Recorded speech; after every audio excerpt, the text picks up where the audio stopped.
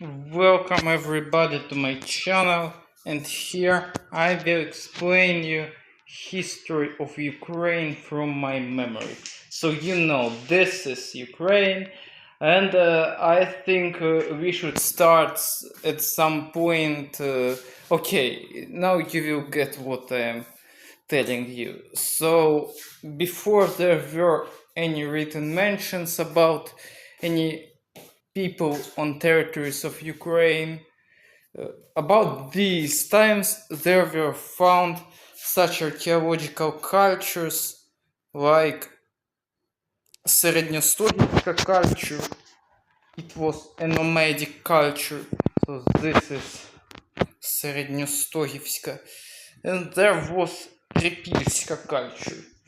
They actually first inhabited some territory near Greece, like that, but later they moved to some this territory. And let me tell you something about general trends in ancient history of Ukraine. So Ukraine is such a country.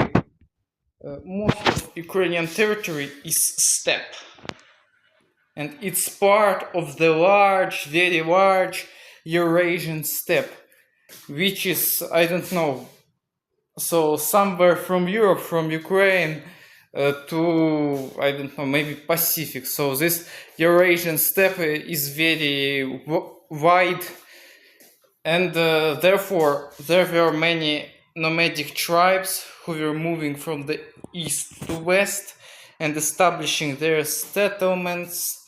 And nomads, they were like cattlemen. They were raising cattle, they were eating cows, they were drinking horse milk, and it was sort of their main fuel,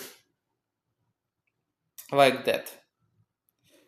Okay, maybe, so this black line is part of this is all a Eurasian steppe, to make you understand better. Okay, let's move on. So, Trypillian culture, let's talk about that.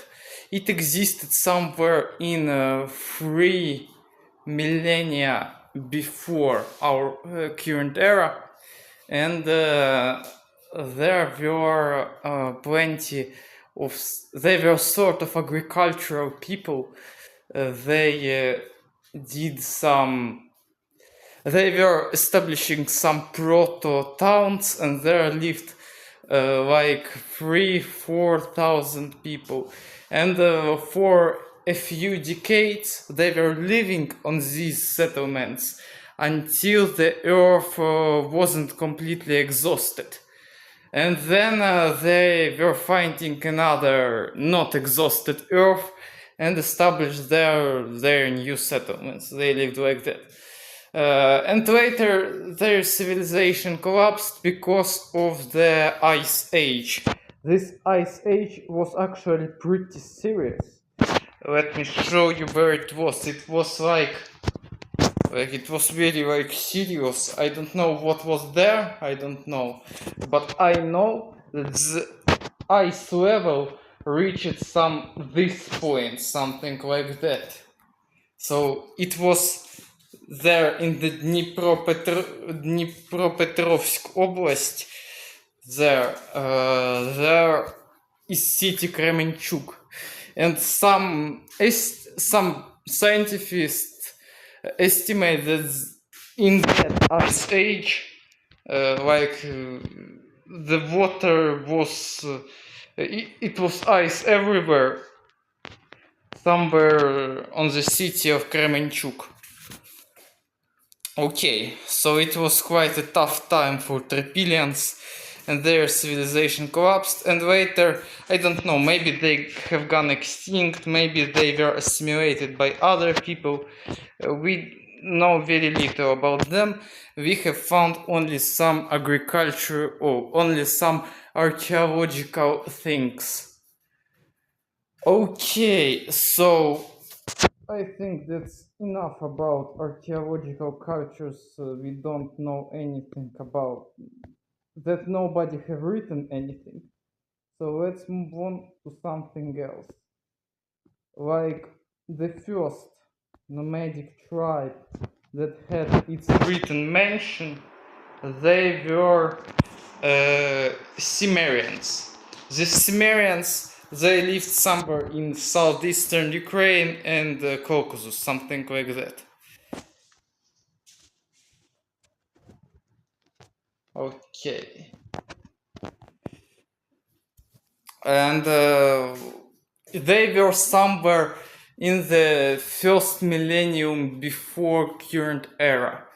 And we know not plenty of information about them, but I have heard such a thing that they were like allies of Assyrians, and later they betrayed Assyrians. You know where Assyrians? They are somewhere here. These Assyrians. By the way, Assyrians for some reason are always associated for me with green color. I don't know why is it so. Maybe because other people. So I don't know. So this is like Assyrians.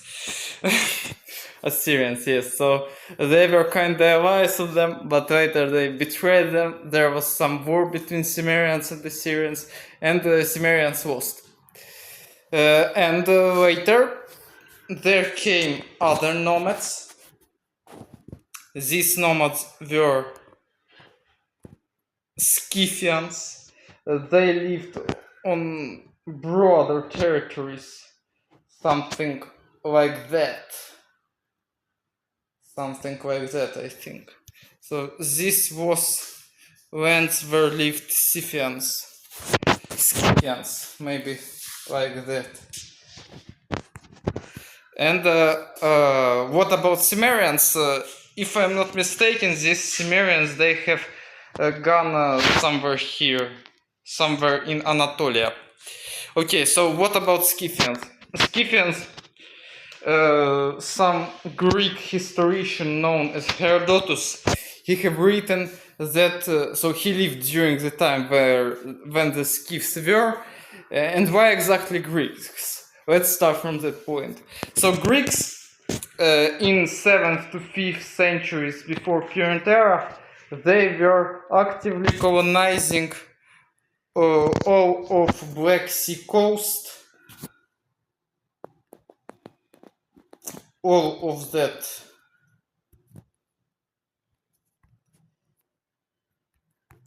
And all of Mediterranean coast, by the way, but yes, there was such a thing. One of the reasons why it was that way, because there were too many people in Greece. Like, you know, the technologies, the agrarian technologies, their kind of feeding technologies, they were not as developed, as efficient as now. And so to feed themselves, every human had to have some kind of relatively larger plot of land than we need now. Actually, we now don't need to have any lands in possession to feed ourselves. But in ancient world, it wasn't so. Everybody to feed themselves had to have some decent amount of land that can be used for agriculture, for fruits, and so on.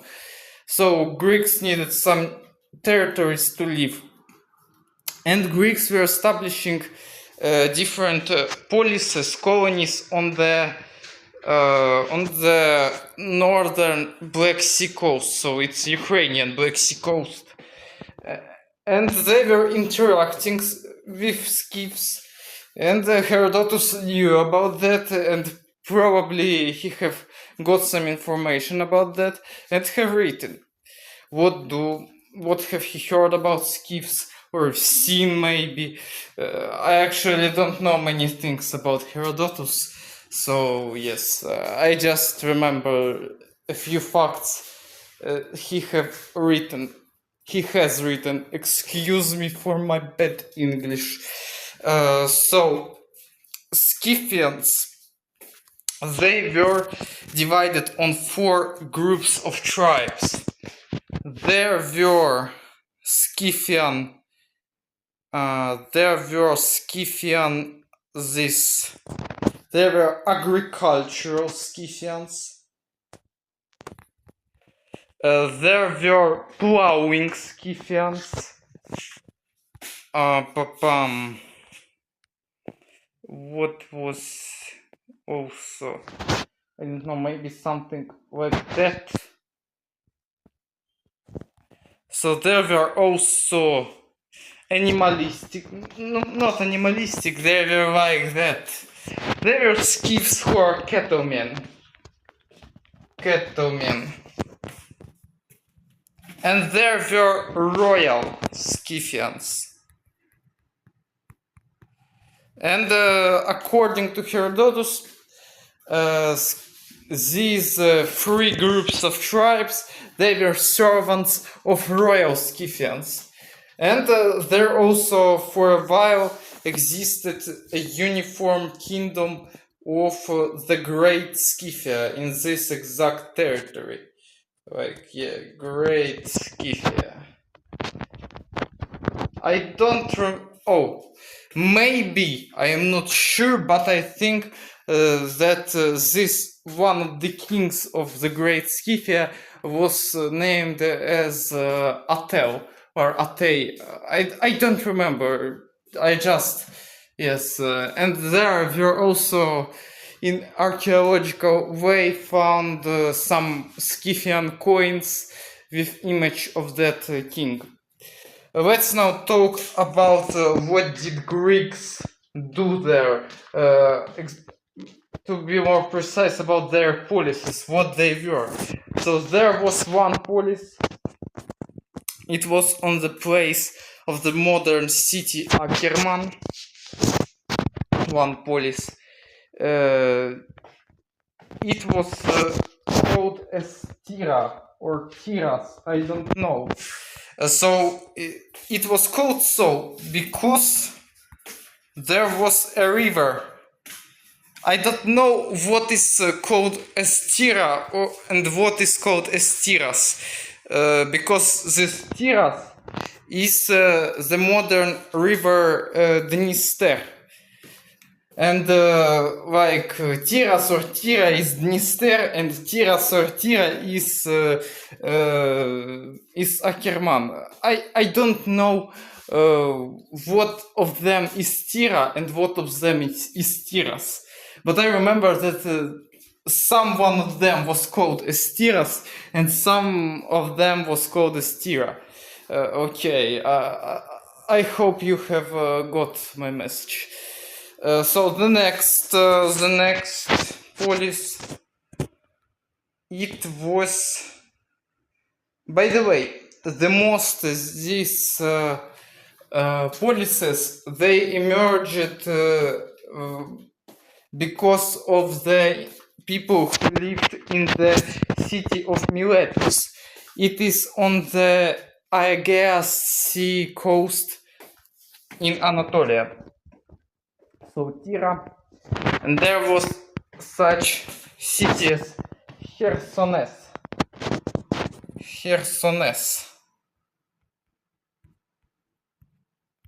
And it is on the modern place of the city Sevastopol or Akyar, something like that. And there was also Pantikapai or Pantikapeus, it's probably more correct. So Pantikapeus is on the place of modern Kerch. This city exists in Crimea, and it is literally translated from Greek as the fish path, something like that. And there was another, this here somewhere, on the place of modern town of Ochakiv. It is known as that, how is it called? It's called as Olbia. Olbia is translated as happy. Okay, so that's the story of these Greek colonies. And so these Greek policies, they were actively interacting with Scythians, they were trading, maybe they had some wars with each others, maybe they were, actually they were probably exchanging their culture, their mythology, and so on. By the way, many of ancient Greek myths also know something about Scythians and mention them. Okay, so what's next? We have been talking about Scythians. So Scythians, they were also destroyed. Their civilization, their rule also ended on the territories of Ukraine, and they were replaced by another sort of nomadic tribes. And these were Sarmatians. They were a bit more aggressive, and they existed on the territories of Ukraine somewhere between 3rd century before current era and to the 3rd century of current era. Okay, so and there was Roman Empire, yes, it was there already. Since Roman Empire have conquered Greece, these Hellenic states. By the way, besides, let me tell you how did the Roman Empire take territories of some part of Crimea, or at least approach to it. So there was a Persian Empire. It was very big, very big, and it wanted to conquer Greece, but they failed. It was somewhere in 5th, 6th centuries before current era, and somewhere in 4th century before current era there was there was Macedonia, Kingdom of Macedonia, and it, under the rule of the King Philip II, conquered all of Greek policies, and later his son Alexander of Macedon have conquered all of Persian Empire. And later, when Alexander of Macedon died, then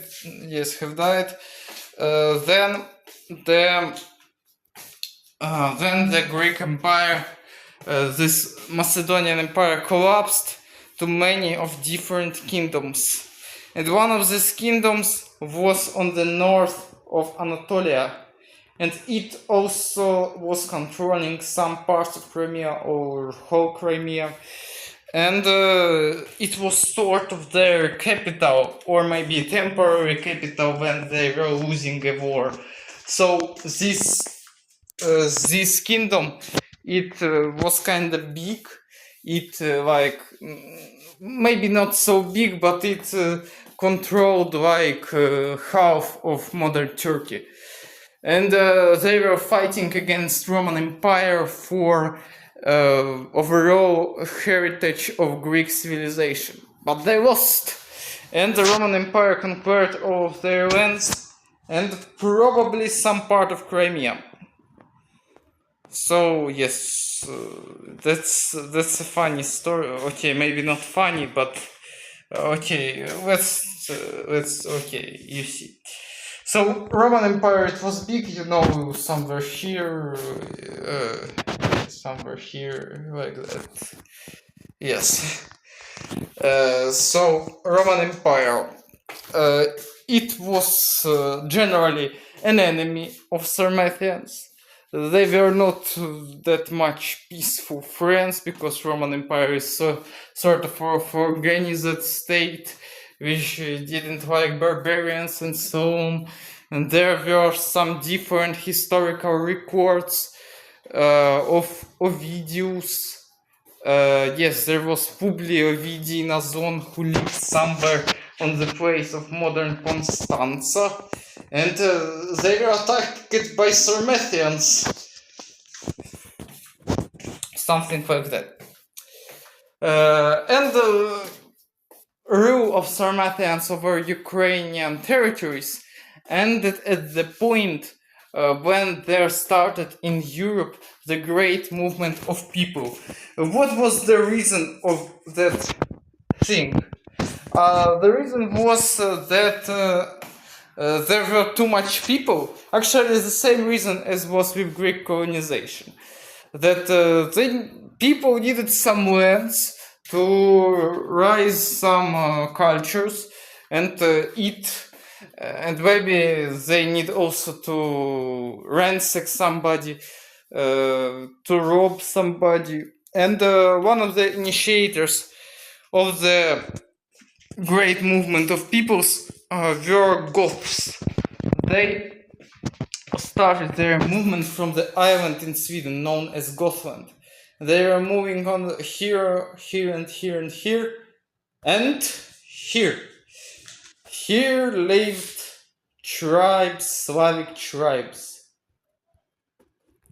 There lived Slavic tribes between the rivers of Wisła and Dnipro, and they have faced the tribes of Goths, and they were not ready to protect themselves, and therefore they were running to other territories and taking them. Okay, so somewhere near these times there was also found an archaeological culture that combines all of these Gothic, Sarmatian, and Slavic people on the territory of Ukraine. So there was such an archaeological culture. This is, I don't know, this is great. You said yes. So Slavs, they were migrating. Yes, I have found the correct word for that. Not moving of people, migration of people. I'm sorry for my narrow vocabulary. So Slavs, they were expanding, they were dividing, they were evolving new languages. You know, this process when they are not interacting with each other, then when they are on big distances from each other, the languages evolve and become something completely distinct. So Slavs, they were popularizing their pra-Slavic language, but it was also mixing with native languages, and language is evolving all the time. So in different areas, the language evolves in different ways, and so there exist modern Slavic languages until our days, and they are kind of different, but they have their joint ancestor of pra-Slavic language. Okay, so this pra-Slavic language, it was spoken somewhere here, they were expanding, and their language changed over time. You have got it. So let's now talk about Goths. What did Goths do on the territory of Ukraine?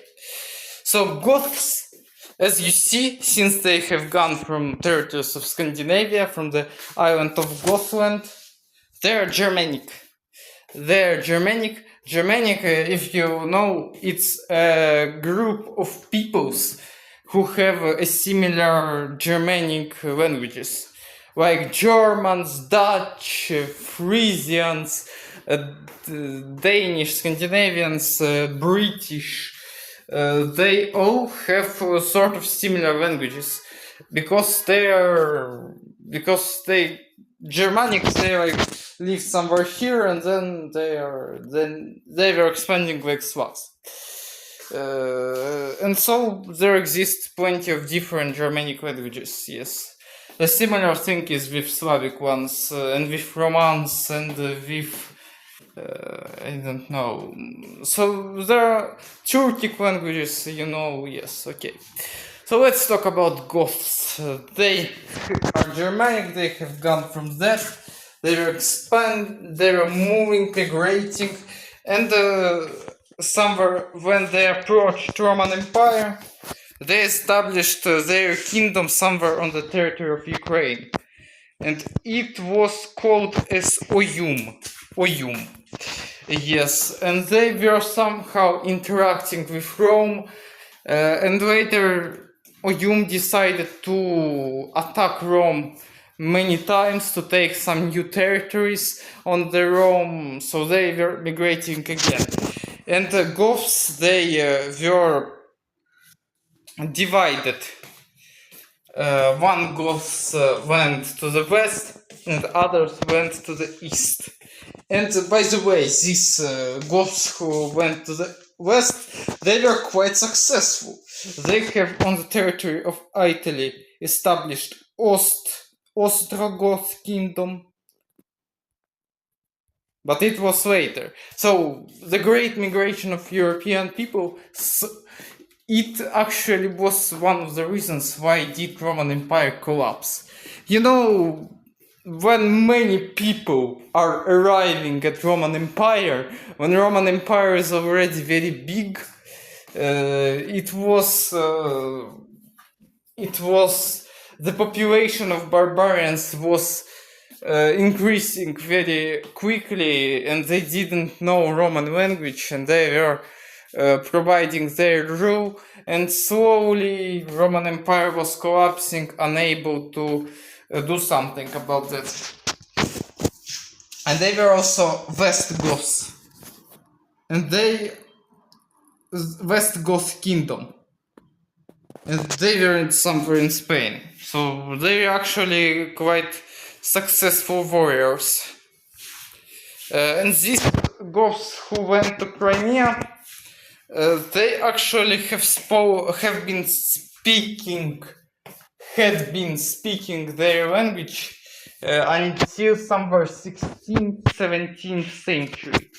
But they didn't have their writing system, so we know very little things about this Gothian language. Gothian language is actually the only language which might be considered as Eastern Germanic language. So you know, the Western Germanic are like German language, German language.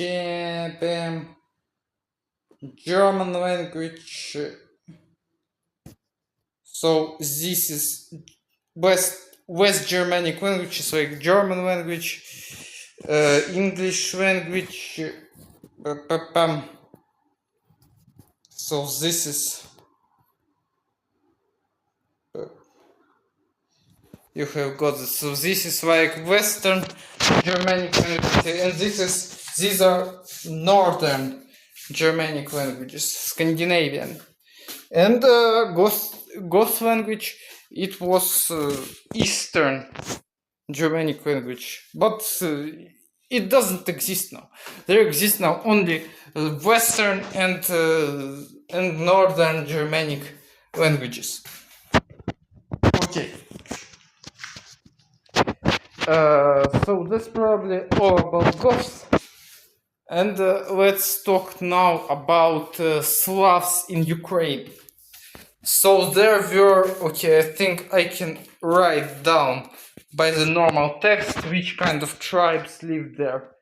So there lived White Croats on the Galicia. Oh, this is a too big font. I need to make it smaller.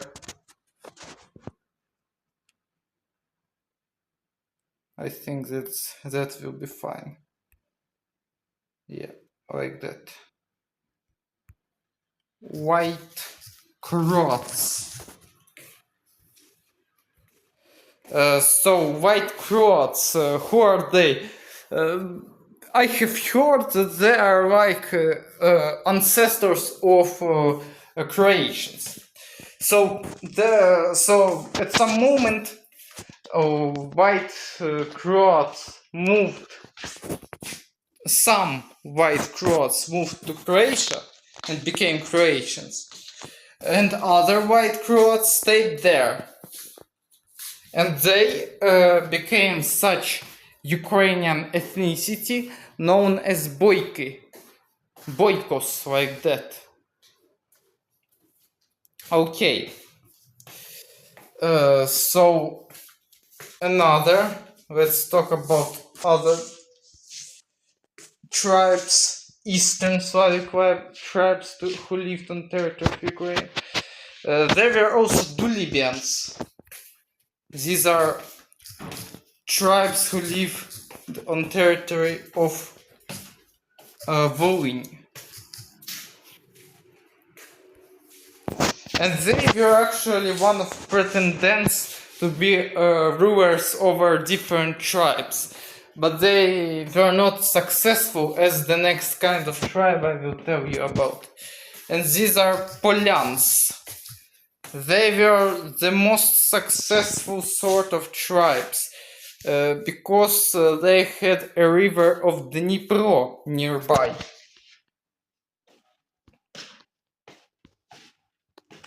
And actually this Polyan tribe, they have established one of the first Slavic states known as I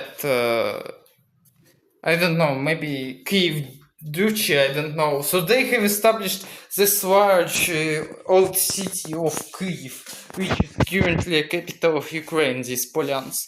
And we will talk about them a bit later. More. And there was another kind of tribes known as Derevlyans. They lived on Polyssia. It is territory between Belarus and Ukraine. Somewhere here.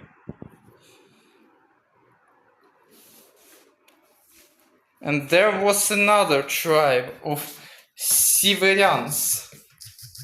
They lived on the territory of modern Chernihiv and Sumy Oblast. And there also were Tivertians, I don't know. Okay, let's call it as Tiverti. So they lived somewhere here. And there were Ulichi. They lived somewhere here, near Odessa, by the way. Okay, so Ulichi, by the way, didn't control the territory for a long while because they were moved away by another sort of nomadic state known as Khazaria. It was I don't know what sort of descendants they were, but they actually have converted into Judaism. That's an interesting information. Okay, let's talk now about Polyans as I have promised. So Polyans, there even exists such a legend that there was a man whose name was Kiev and he established the city of Kiev. And according to some this, and by the way, I didn't explain you why is it important to have a Dnipro river nearby, and now I will do it. But wait, I forgot to mention some other, not maybe very important things, but I think it's an interesting fact to know. So there was actually another old Slavic state which was called as Ant-Union, and it like united some Slavic tribes, and they were doing some diplomacy, but it was some organized union of a few Slavic tribes. That's cool. And there was, they were also Huns. These were nomads who came from China. Huns. Do you know such a man as Attila? He was their leader. And they also, Huns, have conquered territories of Slavs. And there were after them such people as Avars. And they were somewhere here. Huns were bigger. They were like here. They were quite big. And the Avars, they were known for that they were doing some violence to the Libyans. That's an interesting fact. But later, Avars were just either extinct or nobody knew about what did happen next with Avars after they were destroyed by Kingdom of Franks by Charlemagne. Charles the Fourth, I don't know. So Charles the Great. It was such a king of the Frank Empire, and it claimed to be a restorator of the. So it destroyed Avars, and Avars, and Avar, yes, and their state didn't exist. I don't know what was about others. Okay. Let's move on. So I wanted to tell you why is it important to have a Dnipro river nearby. So there was such a trade route known as from Vikings to Greeks. It was something like that. And Dnipro was one of the main arteries of this trade route. So from Constantinople to somewhere in Sweden. And it was sort of important trade route. And when the Kyiv was established, it was quite a suitable place to be because there happened plenty of trade. So Kyiv as a city was quite a successful project. And there existed some country of these Polans. They maybe were conquering some other tribes, or I don't know, something like that. So, okay. Let me continue a few minutes later. Okay, I continue. So we don't know very much about this Kyiv Duchy, but we know that there were at the end of Kyiv's dynasty two dukes known as Askold and Dir. And this Askold, he have made an attack on Constantinople. Constantinople is here. And apparently they have lost. And that war was in the year of 860. And so they were that Askold decided to convert it to Christianity, and all of his population he also wanted to convert into Christianity. But some people didn't like that because they were paganic people, and there was Novgorod Duchy, which was also paganic, and their leader was Rurik. And he had a warrior, a popular warrior, whose name was Oleg. And this Oleg, he came to Kyiv and seized power there. And he was like a regent of the son of Rurik, whose name was Igor. So Oleg, he took this territory, he ruled there, he was taking some money, some tribute was paid from different tribes, and it was attacking Constantinople for some trade discounts, and it was successful.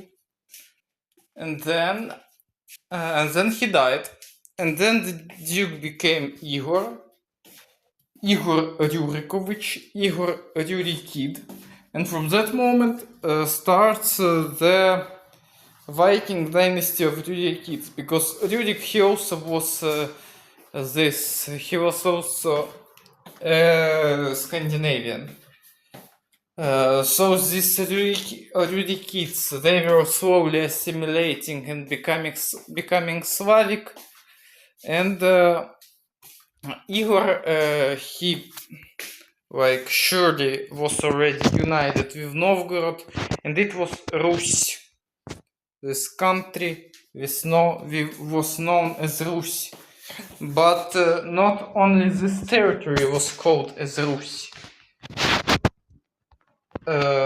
Also, the army of Rus was called as Rus.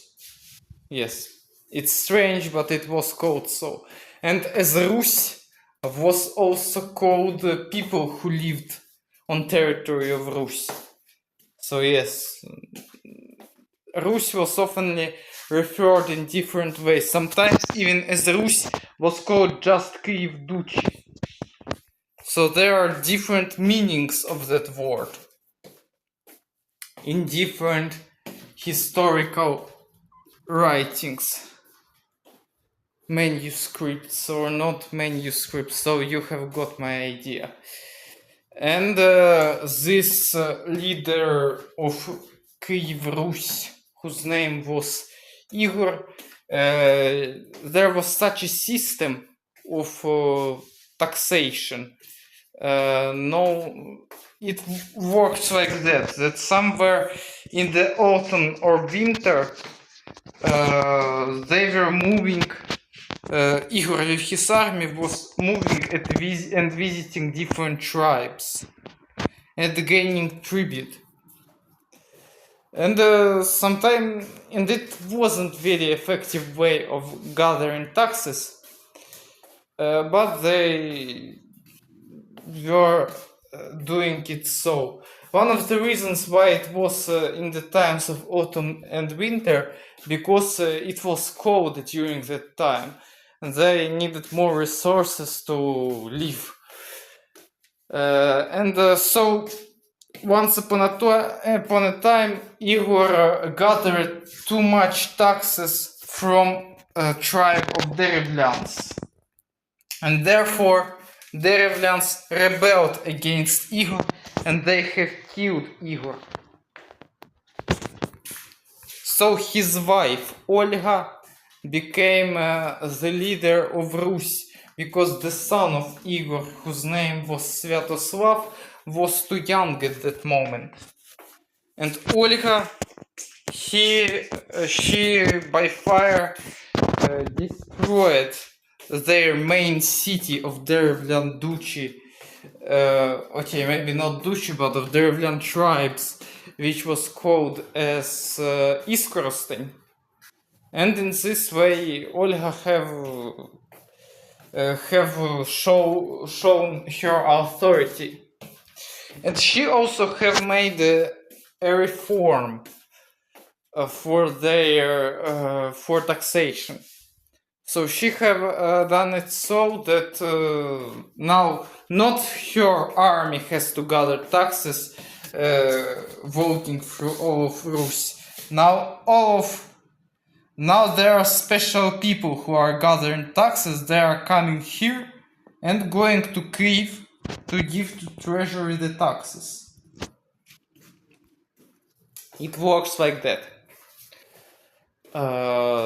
Also, Olga was cooperating with different countries, with different Christian countries, and also interesting fact, that somewhere during the rule of Oleg or of Igor, they have won in some battle against Khazaria, and they have established a city on the border known as Pereyaslav.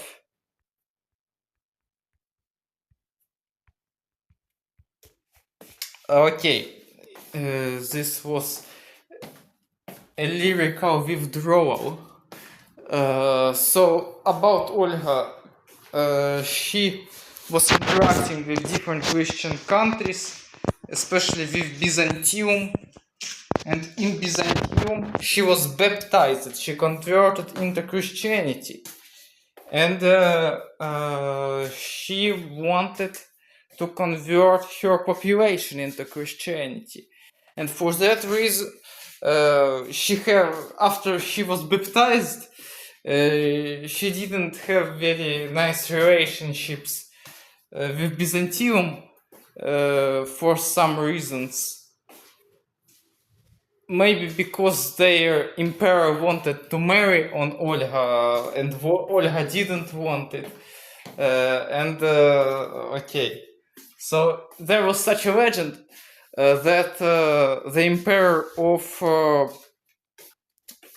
Byzantium was godly father of Olga. Olga asked so when she was baptized, and then so become her godparent of Olga. And when Olga was baptized, Emperor Byzantium wanted to marry her, and Olga said like, you are my godparent, so you can't do it. So I think this is not the main reason why Rus had not very good relationship with Byzantium after that, but that's also possible. So Olga, to convert her population into Christianity, he asked Holy Roman Empire, this is a German state, to send missionaries to Rus.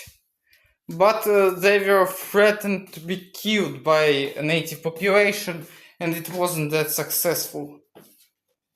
The next ruler he ruled from, by the way, Olga ruled somewhere between years of 945 to 964, and Sviatoslav ruled from 964 to 72. So Sviatoslav, he was a paganic man. He liked Ruthenian traditions. He was a very military guy, and when he started ruling, almost all of his life it was war. It was attacks on different countries. And also another thing, there was such a tribe as oh, I forgot. Yes, I have remembered. Yatvyaghians.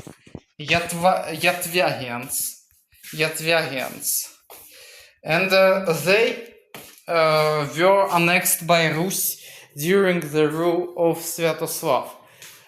Also, Sviatoslav was called as Sviatoslav the Brave, because he was very brave, obviously. So Sviatoslav, he have made attack on Khazaria, and after a few fights, Khazaria as a state was completely destroyed, and Khazarian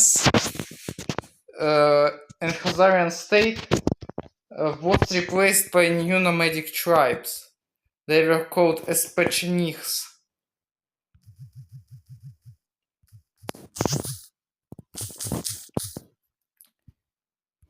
Okay, so I think I don't need to explain now talk about these tribes that can be already erased. Okay, what can we also hide? Let's also these happenings, let's also erase them, because yep. Uh-huh. Okay, that's probably fine. So Kyiv was the capital, you know that, of Rus. So Rus it unites people who are Russians, Ukrainians, and Belarusians, and therefore people who are Russians, Ukrainians, and Belarusians, they are considered as Eastern Slavs, Eastern Slavic tribes. Eastern Slavic people. I'm sorry. Okay, so Sviatoslav have destroyed Khazarian Khaganate, and there were actually established new Kyiv have got some new territories after that. There was Tmutorakань kingdom and Bila Veja. But Bila Veja it was taken by Pechenichs, and Tmutorakань it existed under power of Rus for a bit longer while. So we can consider it as a colony of Rus. Sounds great. Okay, what should we discuss now? Now we should talk something about Bulgarian wars of Sviatoslav. So there was Byzantium, and there was Bulgaria, a great Bulgarian kingdom. And it was very scary to Byzantium, because Bulgaria was at that moment quite strong, and it was attacking Byzantium a lot. And Byzantium asked for help of Sviatoslav, and he agreed, and he have taken some these territories from Bulgarian kingdom. And he even wanted to make his capital on the city of Pereyaslavets, on the Danube River. So he wanted his capital transferred to this place. But many people didn't like it, especially his mother Olga. And when he was in this Bulgarian war, Pechenichs attacked Kyiv. And so Sviatoslav returned back to Kyiv, but he wasn't there for a long while. And then there started then Byzantium wanted to claim back territories of Bulgaria Sviatoslav have taken. So Sviatoslav returned to Bulgaria, and they were fighting with Byzantium. And there were much less people of Sviatoslav. And so that... but they were fighting bravely. They were fighting decently, and so army of Rus accepted sort of this, how is it called, honorable capitulation. So they agreed to transfer lands of Bulgaria to Greeks, and but Byzantium have given some provisions to make them return by the Dnipro to Kyiv more easily. But on the Dnipro, Sviatoslav was taken by Pechenichs and he was killed. By the way, during the rule of Sviatoslav, he have made an administrative reform, and over the different territories of groups of tribes like Derevlyans, nearby different cities, they were ruled not by the tribal leaders, but now by the sons of Sviatoslav. So he now had multiple sons. There was son who ruled here, son who ruled here, and son who ruled here. They were like administrative governors. But when Sviatoslav died, there started internal struggle. In the Kyiv there was Yaropolk, somewhere here in the west was Oleg, and on the north near Novgorod was Volodymyr. And Yaropolk, he had killed Oleg, taking his territory, and Volodymyr, he understood that Yaropolk was too strong for him, so Volodymyr fled to Sweden and returned to strike back with Vikings. So he asked for help of Vikings, and in this way he won. And so Volodymyr became the sole leader of Rus. During his rule, he have taken Cherven cities. This is here. And there were also taken some Baltic tribes. So Rus have got a bit bigger during the rule of Volodymyr. And he also have done some military reforms. He was building some fortifications here, and they were known as snake shafts. Snake shafts. We can even write it. Snake shafts.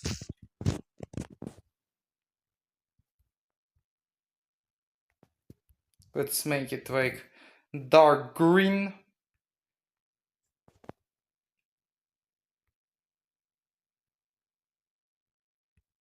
These were fortifications. And he also have made communication between military much better, because he have established on the border with Pechenegs the large towers, and when one tower is in fire, is set on fire, like somebody ignites fire on the tower, it is visible on another tower, and it ignites fire there, and so different towers see it, and in this way all of country knows that some Pechenegs are attacking the territory of Rus. Okay, so what can we also talk about?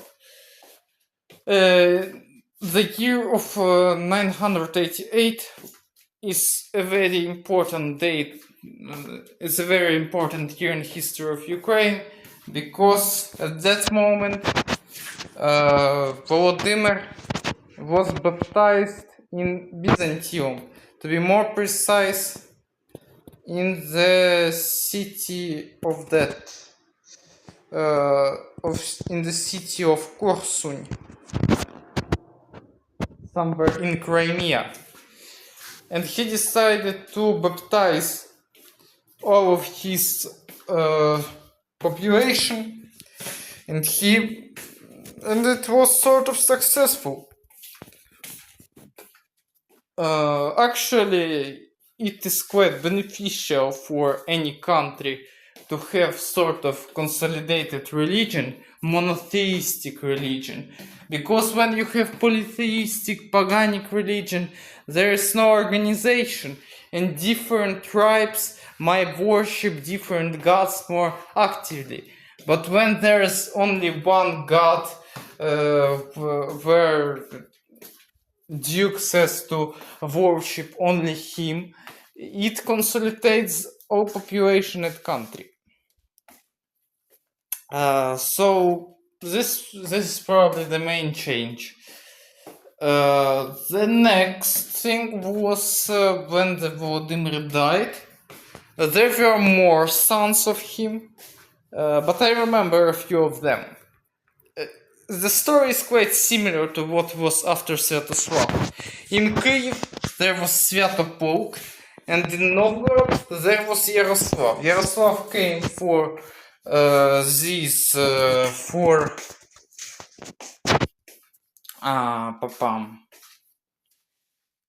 for Scandinavians, returned with their army, and won the war.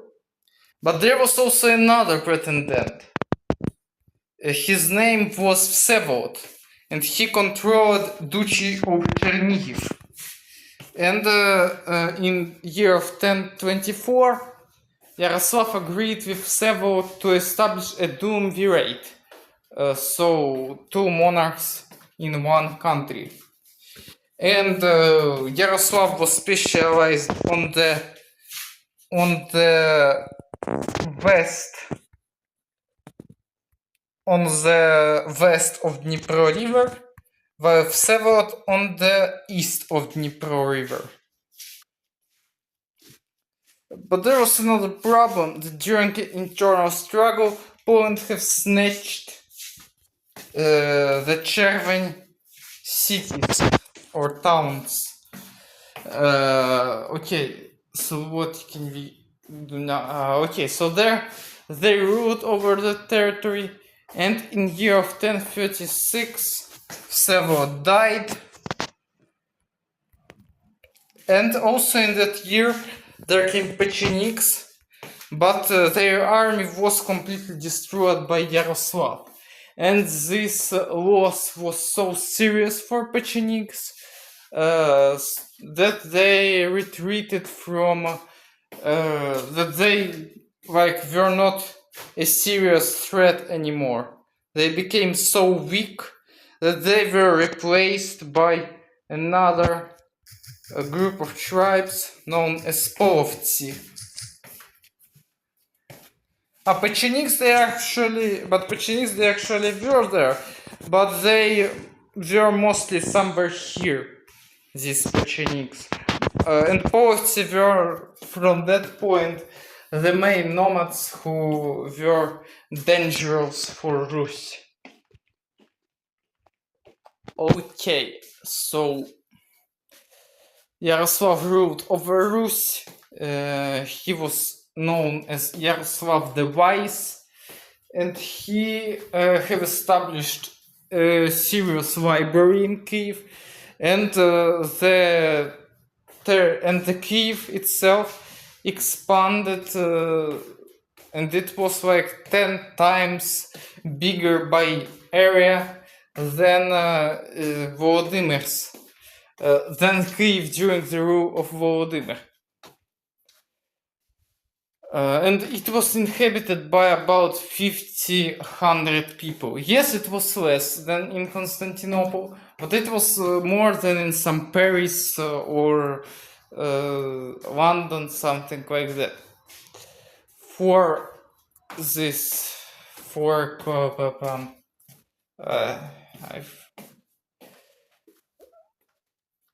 Okay, so in the year of 1054, Yaroslav died, and there started another. Yes, I forgot a few more things, details about Yaroslav's rule. So Yaroslav was known for such matrimonial democracy, matrimonial diplomacy. So he was sending his daughters and sons to different countries to marry them, and it increases overall influence of Rus and improves diplomatic relationships. And and there also started internal struggle in Polish-Lithuanian in Poland. And in this way, Yaroslav returned these Cherven cities.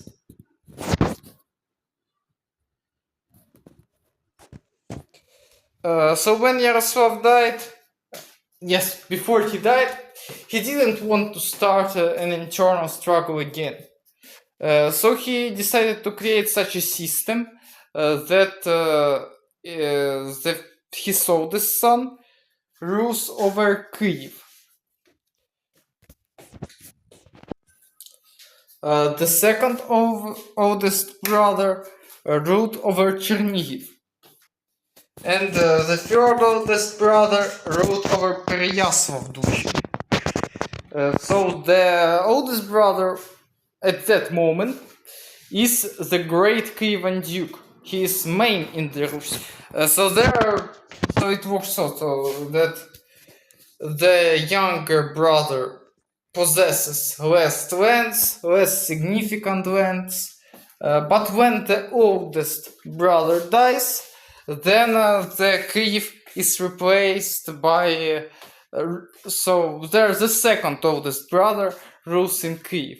When the second oldest brother dies, Kiev is ruled by the third oldest brother, and so on. And ideally, everybody had to be ruler of Kiev and Rus overall for some while. But you know, there are many flaws in that system. What is if younger son dies earlier than the older? What will happen with sons of these dukes? So it was actually not very practical to implement. So when Yaroslav died, actually sons tried for a while to keep his testament. Oh, I forgot one more important reform that was done by Yaroslav. He have written the compilation of laws of Rus. It was called as Ruthenian Truth, the Ruthenian Truth. And it actually have forbidden anything that kills, and he said that if somebody does something bad, one has to pay some amount of money.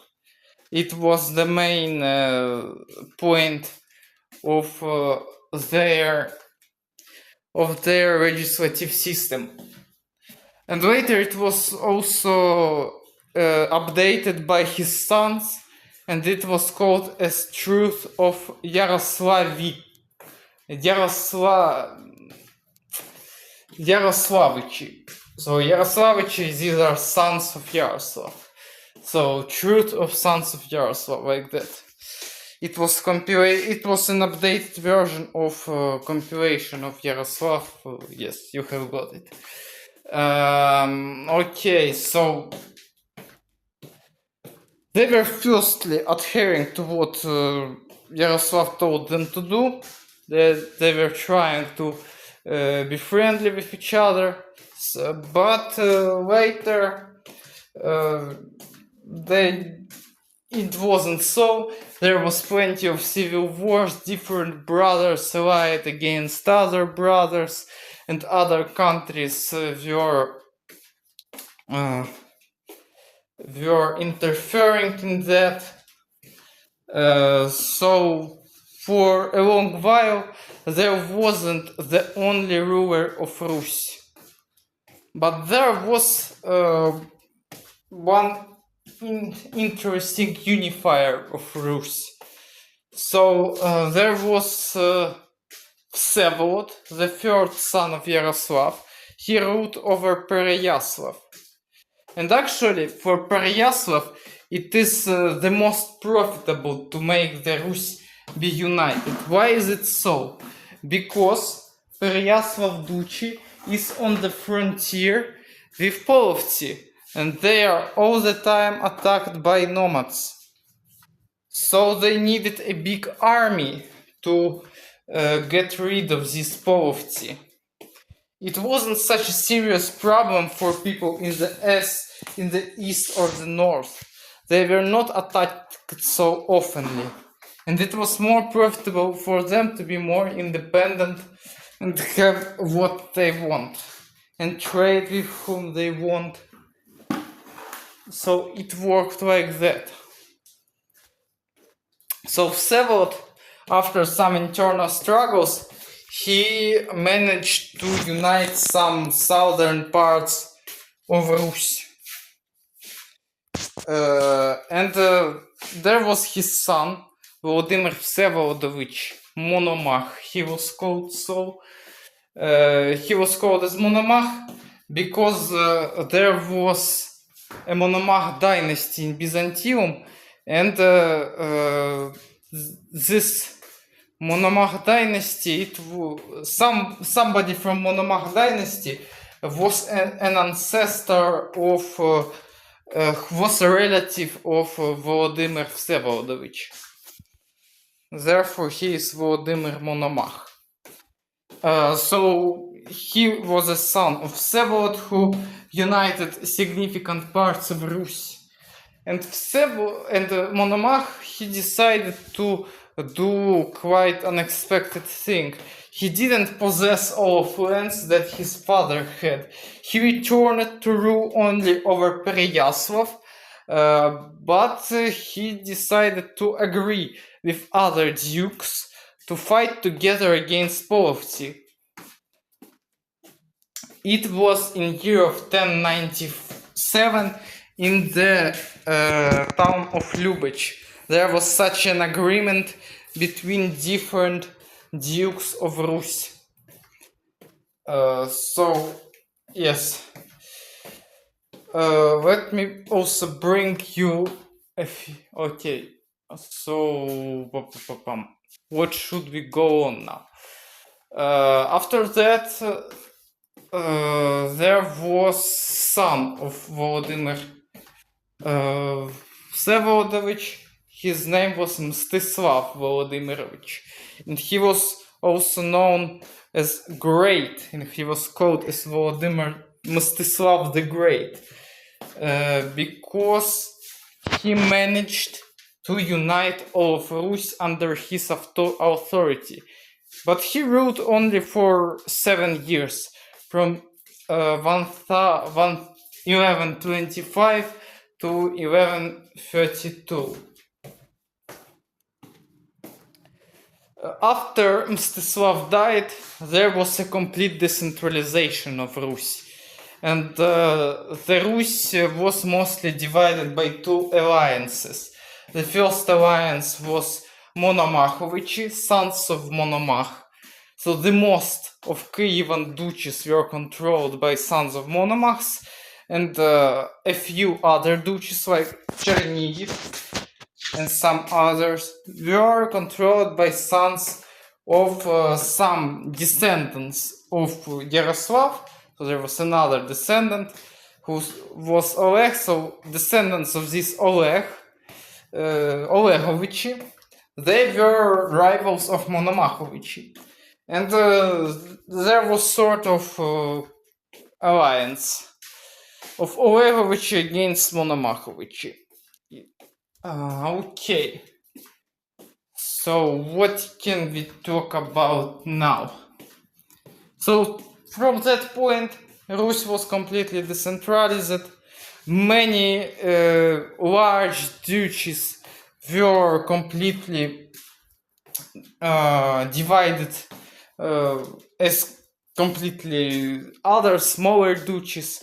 Let me bring you examples. So there's a big Rus, you know, Yaroslav have big, somebody have given some duchy like of Halich, and this Halich duke, he had like 3 sons, and he just divided his kingdom on smaller, his duchy on smaller duchies.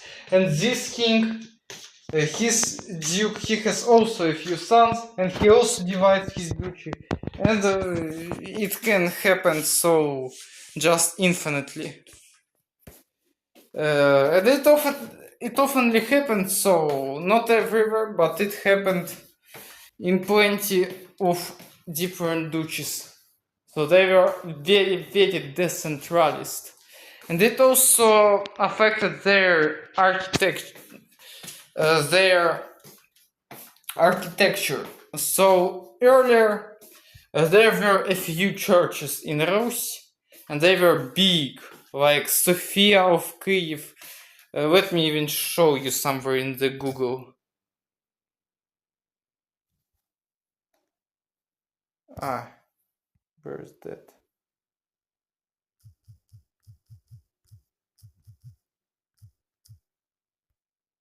Yes, Saint Sophia Cathedral, Kyiv. So this is a large church. It was built during the rule of Yaroslav. And when he died, when the Rus was more decentralized, every duchy had less money than the big Rus. But they wanted in their main cities, main residences, to have some churches. So there were built more churches, but they were smaller. And that's a very interesting feature in history of Ruthenian architecture. Also, there were some icons being painted, and now, since the Rus was more decentralized, there was more influence of frontier from the west on this area. I don't know, from the Byzantium somewhere here there was bigger influence of Byzantium, something like that, sort of these obvious things. So Rus was divided for a long while, but actually during that while Rus was still developing. The science was a bit evolving, the new books were manuscripted. You know, books during that while were very, very rare and expensive, because almost all of books were, or all of books in Rus were written on animal skin, and they were manuscripted. They were written by hand. They were not